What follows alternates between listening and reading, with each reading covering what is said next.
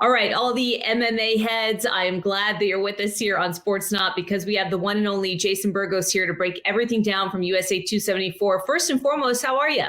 I'm fantastic, and it's always a pleasure to be here with you. Yes, same. Okay, so we've got a lot to talk about from UFC 274. Let's start with the weigh-in controversy involving Charles Oliveira. Just walk us through this and who is essentially to blame for what we saw. It's a tough one. I mean, in the end, it has to fall on the fighter, but I know there's been a controversy.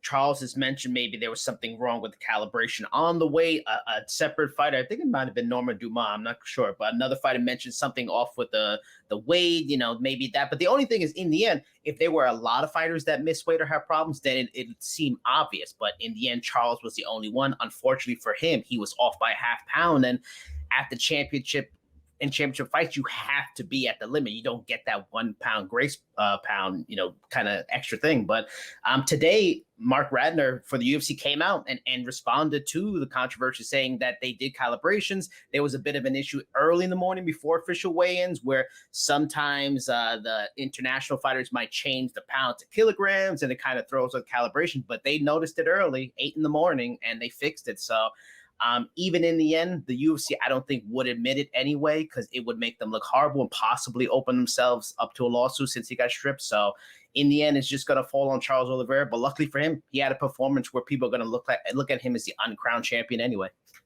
Should there be a little bit of wiggle room in terms of the weigh-in after, or does it have to be specific at the upper echelons of a sport like this? I mean, it's rules are rules. This is, you have to be a professional. If you can't make the weight, maybe you shouldn't fight at the weight. He's had problems at featherweight, which was a ridiculous move for him years ago, and he should never fought that. He wasted a good few years there, but he's made the weight before at lightweight. It's just, you got to be professional. It is what it is. And like I mentioned, in non-title fights, they have that 1 pound grace. So you have that chance to be off, but when you're champion, you have to live up to your responsibilities and the standard. And it's just the way the game is, and you just have to do it. How do fans feel about him still getting the win, even though, the title is stripped as a result of the weigh-in? I think what helps him a lot is, unfortunately, going back to the whole idea of weighing and stuff like that more than ever, which is crazy to me because the science of, with strength and conditioning and nutrition is greater than it was 10 years ago. You have a lot of fighters missing weight, big time fighters. For example, PFL 2-time champion, Ray Cooper, missed weight by like 3 pounds, like for his last fight. You have these fighters missing weight by 3-4 pounds, ridiculous amounts. Heavyweights missing weight recently. So the fact that he missed by half a pound, I think, gives him the benefit of the doubt to a lot of fans. He's on fire. He's performing magnificently. He went in there and steamrolled one of the top fighters in the world, missed by a half pound. I think there's a level of sympathy, oddly enough, for him that some fighters may not get. So I think despite the miss, his performance and how he has performed and reimagined his career from where it was, he's getting a pass on this. And I think it's kind of fair. It's not the end of the world. He got stripped. If he would have kept the title miss weight, I think that would have shown favoritism. But in the end, he's a sympathetic figure because he's this clear champion that doesn't have the title. I think, correct me if I'm wrong, but I think now he's slated to be half of a vacant title fight at the, towards the end of this year at 155. So who do you see, as potential suitors for that matchup? Well, I did an article yesterday on Sportsnaut where he pretty much came out and said, I respect Islam Makhachev, who is the guy most people feel should be the shoo-in for that fight. But he pretty much said, respect him, but he needs to go beat Beneil Dariush, who's in our rankings for lightweight.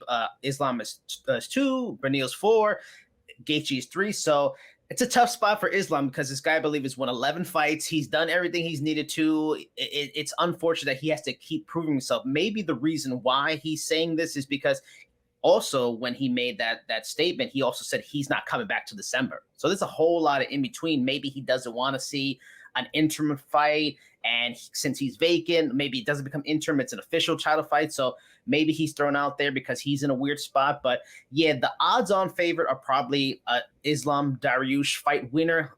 But Conor's always there. You never know with Conor. Oliveira was already said, he said late last year, it would be ridiculous or stupid by him not to be open to that fight because of the money. So with Conor there's Michael Chandler's pushing forward. So there's a lot of options, but Makhachev Dariush seems odds on. What did you? We'll get to Conor now. I mean, what did you make of Michael Chandler's front kick knockout of Tony Ferguson? I mean, it's spectacular. That thing is going to be on like UFC marketing material for the next decade. It's going to be everywhere. You're going to see it. I wouldn't go as far as Joe Rogan saying it's the best front kick. Nothing will beat Anderson just because it was just perfect Karate Kid form, all this stuff. Like in the end, just Michael Chandler just drew a straight up soccer kick and kicked him in the face. It was as simple as that. That said, spectacular. The person he did it to is one of the toughest fighters in UFC history. There's few guys that have been Diaz level tough. Ferguson is on that level. Like he is just never finished. I think he had one TKO on his record up until that point in like 30 plus fight career. So to see him face planted, prone for several minutes, just absolutely spectacular. And he needed it because Michael Chandler, and we talked about it a few weeks back, he kind of, I think, needed that win more than Tony. And he got it because he had lost 2 in a row. All of a sudden, he kind of is back in that conversation for a title fight. So it was a huge moment for his career and just kind of added on to this reputation where he is one of the better free agent signings the UFC has made, like in the last 5 to 10 years. Every fight he's been in has been spectacular. He was in the fight of the year last year with Gaethje. Exciting. Like he's been everything the UFC could have wanted and more. Where would you rank this in terms of just upsets with the way that Ferguson had been fighting? To me, I think Chandler was the favorite. I think the shock factor here is not so much Chandler would have won, but that Tony, how badly he lost. And especially because he did look good early. And that's the unfortunate thing. But he entered the fight losing 3 in a row. In those 3 fights, he did not look great. He got dominated often at times. So in the end, I think it's the beyond Chandler's performance and the knockout, the lasting narrative is, man, like Tony Ferguson, he's nearing the end. He without doubt top level competition he's fighting. So you don't want to say he's over, he's done. But at his age, father time, the fights he's been in, that's probably one of the bigger things that are the sad elements, the shock elements of that fight, man. Because Tony Ferguson is really having a really rapid decline in the last 2 years. I was going to say, what's next for him now? I mean, this decline has been stark. Where does he go from here, especially after, a knockout heard around the world like that against Chandler? It's a tough one because, and that was something Dana White mentioned before the event, because a lot of people wondered, if another loss happened, would he possibly be cut? Because we've seen the UFC are making these cuts of fighters that are making pretty good money so they can continue to sign these contender series fighters that are making hardly anything. But he said he wouldn't go anywhere. He's fighting top competition. He's still in the top 10. So he probably should fight maybe someone in the top 15, but definitely at the back end. Like he cannot keep fighting top 5. He's not relevant to that level, but he still has name value. He's still very popular. So maybe a Gregor Gillespie, if he finally gets a fight book, that might make some sense, or somebody in that kind of vein, or somebody lower in the division. Like it's tough because there's a lot of guys that are starting to get booked now. Or maybe you go something like a Jim Miller, or a well-known name, but that almost seems too far of a step down. So I would say a Gregor Gillespie. He's a guy doesn't have a fight booked. He's a strong wrestler. He needs a really big time proving ground. Maybe Tony Ferguson's that guy for him. You talk to so many of these fighters on a regular basis for Sportsnaut. You write about this sport constantly. How difficult is it for some of these elite fighters to accept the fact that whether it comes really fast or it's a slower decline, they need to really reevaluate the caliber of fighters that they're going up against in the octagon? And it's a tough one because the competitor in them, and Chris Weidman's a great example, that you always you feel like you're just one good win away, especially if you've been a champion, especially if you've been in the mountaintop. That's how the sport kind of works. When you've built a name, you're always one big win from a title shot, or you're always kind of in the hunt, and those are the big fights.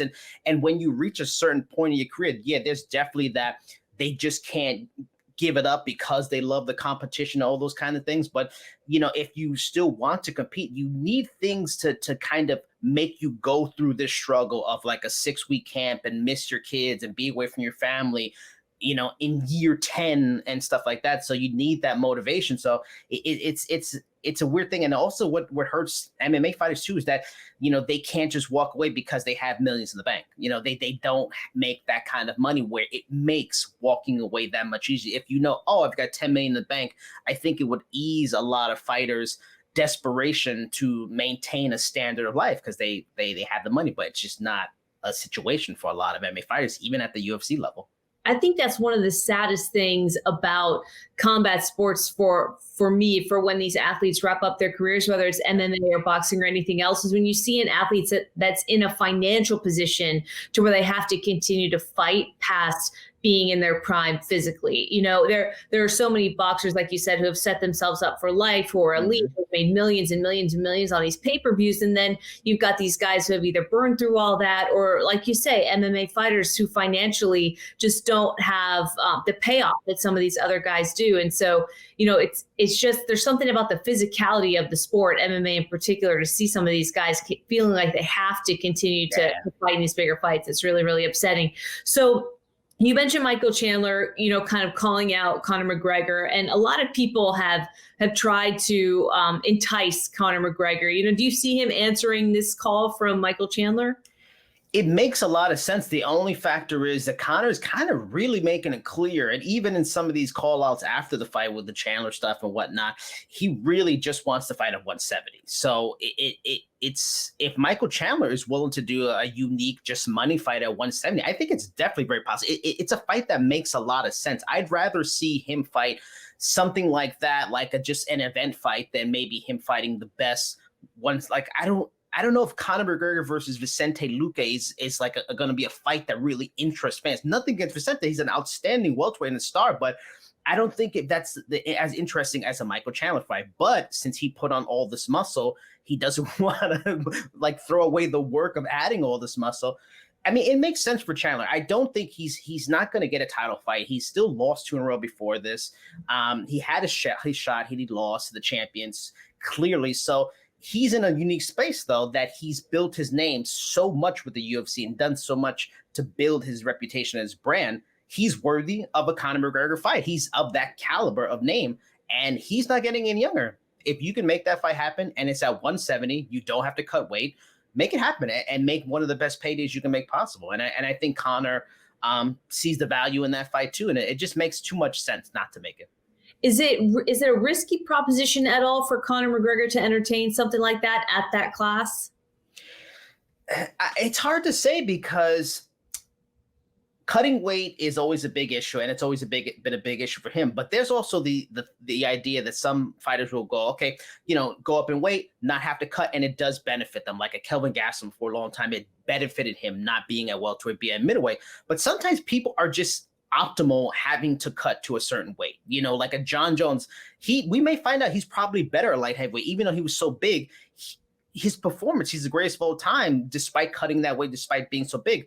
So Conor having all that muscle, he was always a guy that had a questionable cardio at times. Now you have that muscle, you have to feed oxygen wise, and it can slow you down, it can tire you out quicker. There's no guarantees that he's going to go there and be better. It may actually hurt him. Maybe lightweight really is his optimal class. So yeah, it's definitely a risk. There's pros to it. You don't have to cut weight. You feel better. You go through a camp happier, but he just seems like a guy that's really an optimal lightweight, and this is probably a push, and fans should be aware of that. We just saw Canelo pushed beyond where he probably should have been to a bigger weight, and it backfired big time. It could very well backfire for Conor.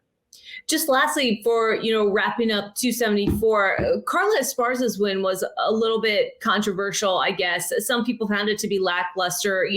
How do you sort of recap what we saw in that fight? I think, unfortunately, for Derek Lewis and Francis Ngannou, who always got this brand of, oh my God, that's the worst fight I've ever seen, Carla and Rose, they really put up a fight that might have surpassed that because it was a title fight. There's so much respect for the talent. It was just shocking that they put this forth, this kind of performance where it was this ultra defensive. I'm going to counter. I'm going to wait till you make the move. You make the move. No, I don't want to make the move. You make the move. Like it was 5 rounds of that. And what also added to it is their corners, especially Rose's corner. And in this case, she has her husband as the main voice. And I think that set a weird situation where you have Trevor Whitman, who's arguably the best coach in the sport. He's kind of taking a secondary role when he should be first role, while Pat Barry tells Rose, don't listen to these boos. You're doing everything right. And no one's recognized, like, no, you're throwing away the fight. You are losing. Like, how are you not aware that in MMA, just a takedown can win an entire round? And if Carla does nothing but kind of lands a quick takedown, you're going to lose a round. So it's shocking for a fighter that's so experienced to not question it, or even a coach like Trevor Whitman to tell Pat, like, Pat, no, she's losing, man. You got to listen to me. And it led to a weird situation where she lost the title in a fight that she was clearly the better fighter, and it probably wouldn't have taken much to win rounds. And it's a weird situation that was kind of torture for everyone around because they expected so much more. A lot of people were looking forward to that fight. Okay, so give us a preview of this weekend coming up. What are you really looking forward to? What's exciting you right now about what's ahead? I mean, it's an interesting fight coming up with in the main event, you have Jan Blachowicz versus Alexander Rakic. I mean, that's an important fight, and it's a fight where Jan is at a point where, man, sooner or later, Father Time is going to come in, and it's going to affect him, and he's going to start to decline. But he's been so good. He's been that rare fighter that's actually almost gotten better with age. While on the other side with Rakic, he's a guy that has good wins, but this is the real test. This is the test to prove, okay, yep, this guy's top five. This guy's a contender. So it's very important for both men. If they lose, they really fall back real far, probably far out of contention. So there's a lot of stakes in this fight. But in general, I think for a lot of fans, they've, because the UFC is about content, making all this money. There are fight night cards, UFC Vegas cards that are lacking good talent. However, this card, it does have some good fighters on. You got like a Caitlin Chukagian versus Amanda Ribas, which is a good fight in the flyweight division. You have a Michael Johnson on the card, who's always going to give entertaining fights. Verna Jandiroba versus Angela Hill. That's a good fight. There's good fighters on here. Ryan Spahn, Ian Kutalaba. There's good fights on this card. It's far better than the usual Vegas card. So there's much more to dig your teeth into than, say, maybe 2 weeks ago. Man, it was not a very good card. But now you got something to look forward to on Saturday. Any upsets when you look at the card top to bottom? You mentioned all the talent that we're gonna see this weekend. Do you see any fights where, a fighter might be favored, but you think they could get into some trouble?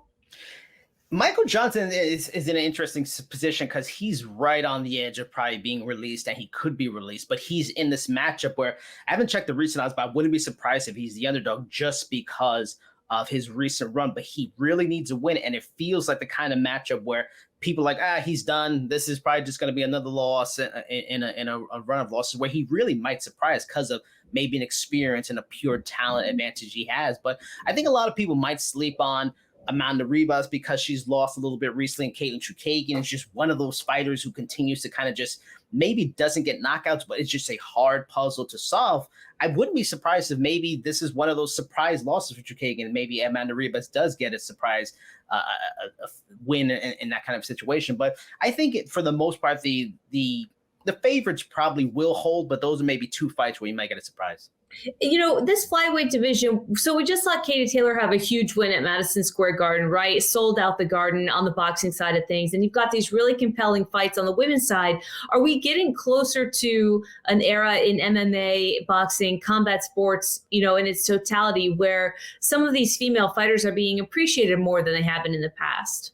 Yeah, without a doubt. And in the end, I think you have to thank MMA for that. Like, MMA has helped build the women's side. And even before the UFC, there was, Gina Carano and Cyborg, like 10 years ago for Strikeforce. That was a big deal. Elite Exceed was a big deal. You had Ronda Rousey and Strikeforce, and it's been a building way for a long time. And finally, UFC put it on the platform and that it deserved. And finally, it got to showcase it in a different way, because in a lot of ways, unfortunately, boxing still kind of diminishes women's fights, where the rounds are less, the round times are shorter, while in MMA, it's the same as the guys. Same kind of rules, same kind of fighting, same kind of everything. So you're having these women that are pound for pound as good as the guys. Valentina Shevchenko, Amanda Nunes, these are pound for pound, not like pound for pound just women. These are the top 20 just fighters either gender. So yeah, it's really finally coming into an age where it's finally getting the respect deserved. I still think there are weaknesses on the boxing side, and that's why Claressa Shields ended up going to the PFL and to make more money, more opportunity. Boxing still needs it. But I mentioned it the night of the fight. Jake Paul, he has to get some love for his promoting. No disrespect to Matchroom. Matchroom is one of the elite promotions with Eddie Hearn. But this guy has made Amanda Serrano a person that never would have showed up in my timeline, and she was all over my timeline for that fight. Like, this fight was that sold out the Garden. That's insane. Grown men can't, Kamaru Usman and Covington, I was there. I don't know if that was sold out. That was a big fight. This fight sold it out, broke record for the zone. Props to what Jake Paul has done in helping the women's side of things, but the women's side of things, finally, it's at a place where it's on the level with men. And honestly, it's becoming a golden age of women's combat sports. That's fantastic stuff. Jason, pleasure as always. Really thorough breakdown. And we look forward to watching this weekend and then having you back to discuss. Thanks for being with me. Thank you for having me.